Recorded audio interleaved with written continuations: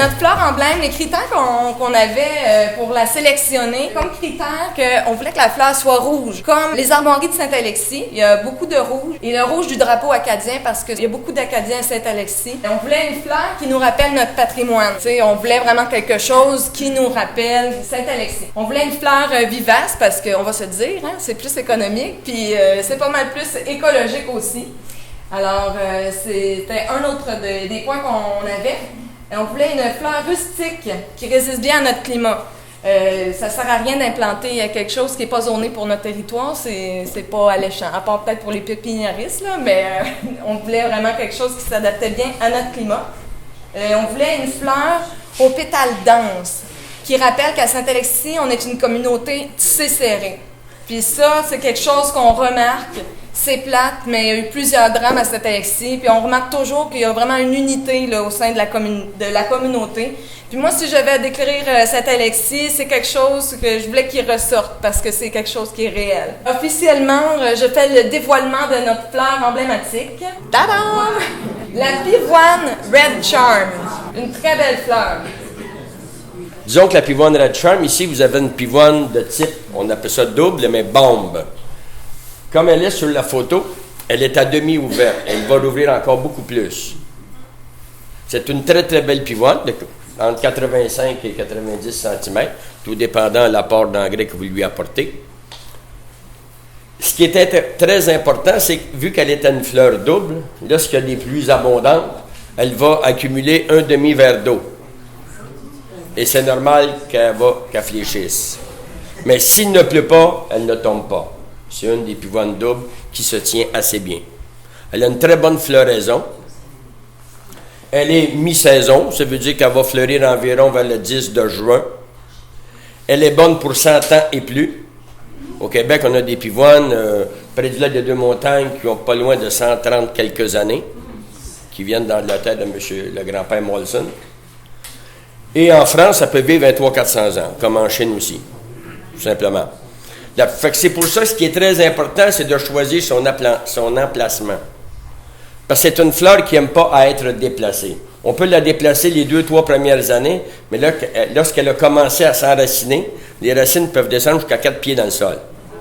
Et vous avez des racines qui peuvent avoir de 3 à 4 pouces de diamètre avec les années. Tout simplement. Fait qu'il faut choisir la place.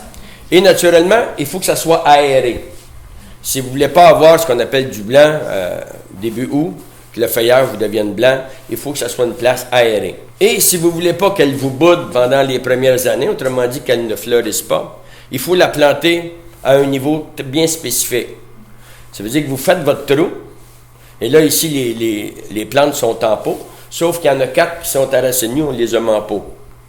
Quand ils sont en pot, c'est facile, vous faites votre trou, vous mettez le pot dans le trou. S'il n'est pas assez creux, on le creuse. S'il est trop creux, on rajoute de la terre. Mais on embarque dans le trou pour le taper. Parce qu'après avoir arrosé, si la pivoine descend, elle va être plantée trop creuse, c'est là qu'elle va vous bouder pendant 2-3 ans. Et lorsqu'on a fini de la planter, il faut que ça soit convexe. Parce que la pivoine déteste l'eau. Fait qu'on ne la plante pas près d'une gouttière non plus. D'accord? Elle adore les sols argileux, c'est ce que vous avez ici, ce qu'on appelle des terres à blé. Ça, il n'y a aucun problème. Et en étant convexe, automatiquement, l'eau ne s'accumule pas près du tronc. Et éviter les fumiers, les composts près du tronc, et c'est ça qui donne le botrytis. Le botrytis, c'est un champignon qui se met à la base, automatiquement, les tiges sortent au printemps, ils flétrissent, puis ils tombent. Ça, c'est un champignon. Bon, pour ceux qui...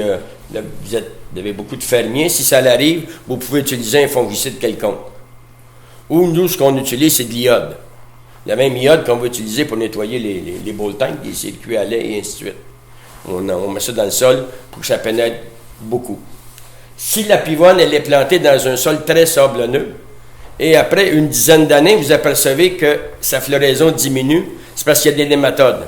Et les nématodes arrivent seulement dans des sols sablonneux. Dans un sol argileux ou des terres fortes, il n'y en a pas de nématodes qui vont l'affecter. Parce qu'en réalité, elle n'a pas de maladie très grave, même si les tiges flétrissent l'année d'après, ça revient facilement. Et il n'y a pas d'insectes, sauf les fourmis. Bon, ben ça, les fourmis, eux autres, ils viennent déguster le nectar qu'il y a sur le bouton. C'est du sucre, ça. Et ce qui va faciliter l'ouverture de la fleur. Tout simplement. Fait que si vous voulez les rentrer dans la maison, il faut les couper avant qu'ils soient complètement ouvertes. Et on ne coupe pas une fleur avec un sécateur. Votre floraison va durer 3-4 jours seulement. Il faut la couper avec un Exacto. Parce qu'un sécateur, il va écraser la tige, fait qu'il va écraser les vaisseaux qui montent à la tige. Elle ne pourra pas s'alimenter en eau, tout simplement. Fait qu'en la coupant avec un Exacto, et on peut la raccourcir à tous les 2-3 jours d'un demi-pouce, et elle peut durer 1 semaine, 15 jours.